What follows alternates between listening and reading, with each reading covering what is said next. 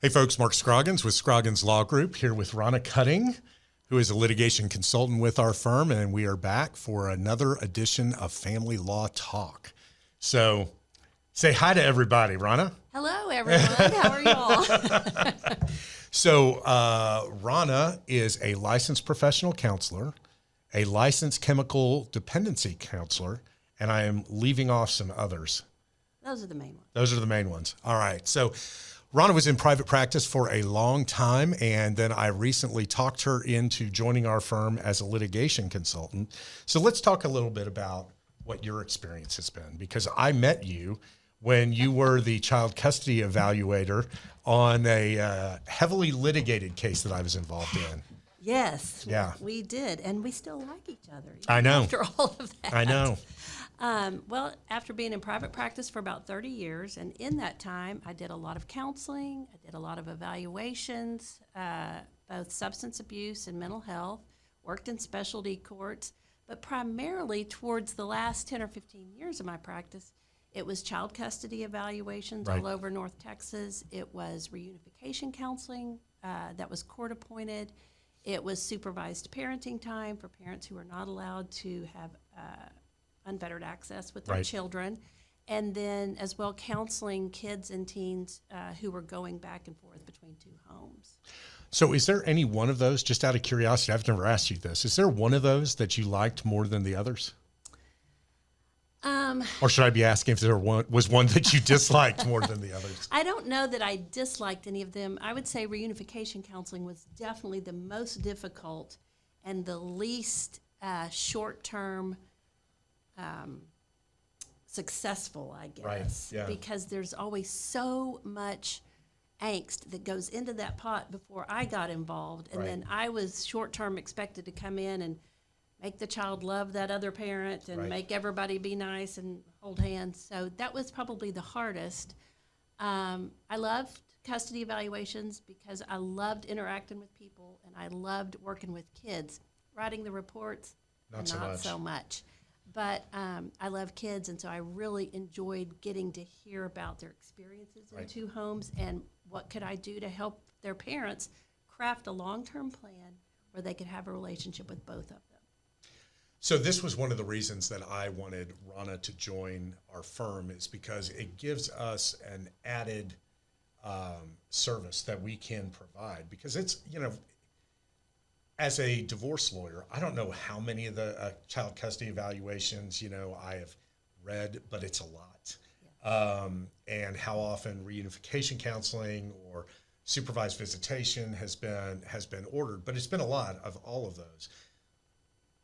I can prepare my client for that from the standpoint of a lawyer. It is different for someone who has administered those to be able to provide some insight on what it is. Yes, I want to help prepare the client for, one, the factual process of what to look for, what to anticipate, but I also want to help them prepare for the emotional process. Right. Because when you're talking about someone's children, that's their most valuable, precious commodity. Right. And a lot of times, all of us who are parents, our logic and sane decision-making can go out the window when you're talking about our kids. Right. And so I want to try to help parents be prepared how to prepare themselves, how to prepare their home, how to prepare their children without getting into matters of litigation. Right. For what's coming down the pike. Right. Well, and that's a hard thing.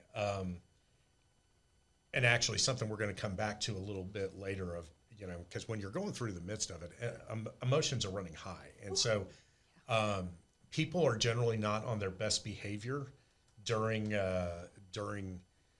divorce procedures or suit affecting parent-child relationships or modifications.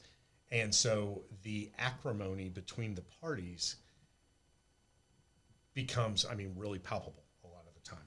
Yeah, and of course it's going to bleed over into the people that you're around, especially your children. And so how to not fake your emotions, but how to really be prepared for this is what it's going to be like for me. Right. This is what it's going to be like for my kids.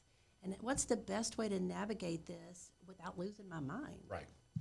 Which actually takes me into what our next topic is, which people freak out all the time coming in about a divorce of, what's life going to be like? Because you have so many people that are dealing with some level of codependency as well. And so who they are is defined by that relationship. And it's like, no.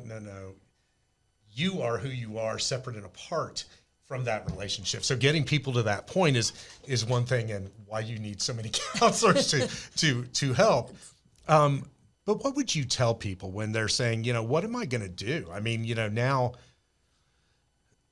is there life really after divorce? There is life after divorce, and it's a matter of, are things going to look different? Absolutely. And you're going to have to be okay with the fact that things are going to look different. And that sometimes it's not going to be a pretty different. It's going to be a pretty ugly different. Well, and so many people, people in general, you have a lot of folks, I'm not one of these, but that a lot of folks that are really scared of change. And I've always been good with change for some reason. I guess I'm just that freak that likes it. But so many people like, the status quo. It's like, and if you deviate from that, change doesn't mean bad. It just means different. Yeah, and sometimes people think who don't like change, it's better the hell than to step out and have something different, even if it might be really so much better for everyone. So there is life after divorce. It's going to look different. Who were you before you got married? Were there things that you enjoyed, that you liked, that you pursued? Well, now maybe you'll have the time, the energy, the emotional bandwidth to be able to re-pursue some of those things or some new things.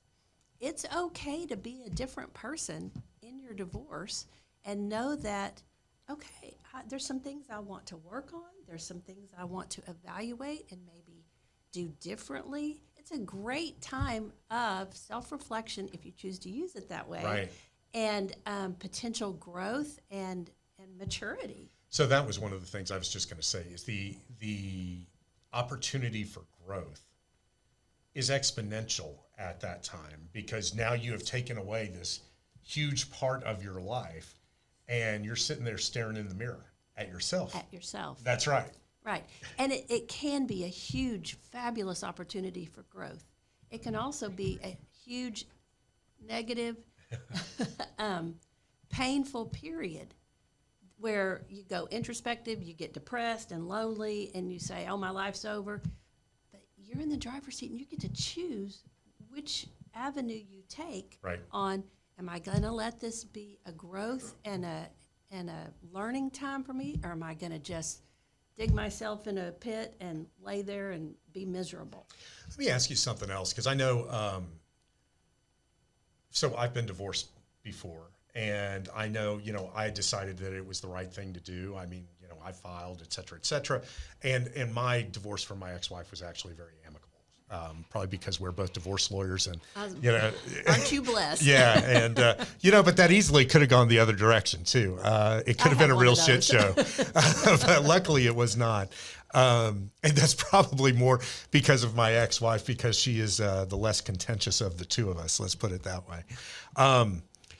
But is it normal? I know, like, when I came out of it, even though that I knew that it was the right thing to do, it still whipped my ass. Yes. I mean, it was still hard. Yes. And so I think people understand, one of the things that I try to counsel clients about is understand that, the roller coaster of emotions is normal.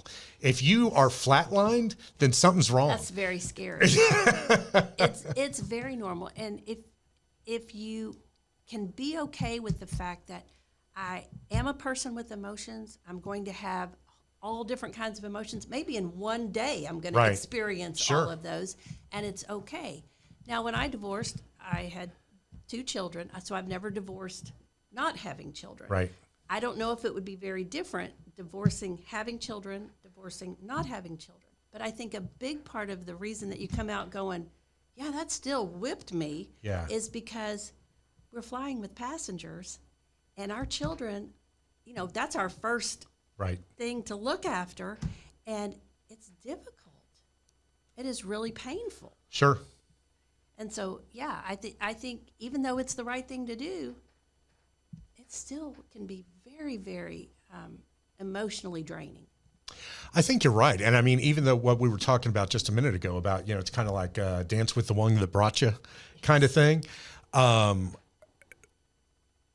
It's hard to look at some of that and be like, huh, this is okay. So if you had any one, really great piece of advice that you would give people going through this, whether it's going through the divorce process or coming out on the other side, what would you suggest? I'm not sure if this is going to answer your question, but I think a huge thing would be lay down your animosity at that other person quicker than later. I realize it's a process. You have to work through it. You're not going to just drop the bitterness right that moment. But I mean, look for ways to do it and do it effectively and efficiently, because that really gives you clearer eyes on how to work on yourself, on how to parent these children, and how to go on about your life and pursue other interests and relationships without being stuck back here hating that other person. Yeah, it really empowers you. Yes, it does. And that's one of the things I think is getting your own power back. I mean, there are all these stupid little cliches like letting someone, live in your head without paying rent and all that. I hate so many of those, but they're so on point. So true. Well, and like the whole bitterness deal, it's like drinking poison, hoping the other person will die. Yeah. And it's like, die, you sucker. And it's, right. And it's like, what am I doing? It's got to be dealt with, laid down, and not picked back up. Yeah, agreed. Long term, anyway. Well, folks, we're going to be back in just a little bit. We're going to talk about some other things on how do you cope with your divorce and coping skills during the divorce. So stay tuned. We'll be back shortly.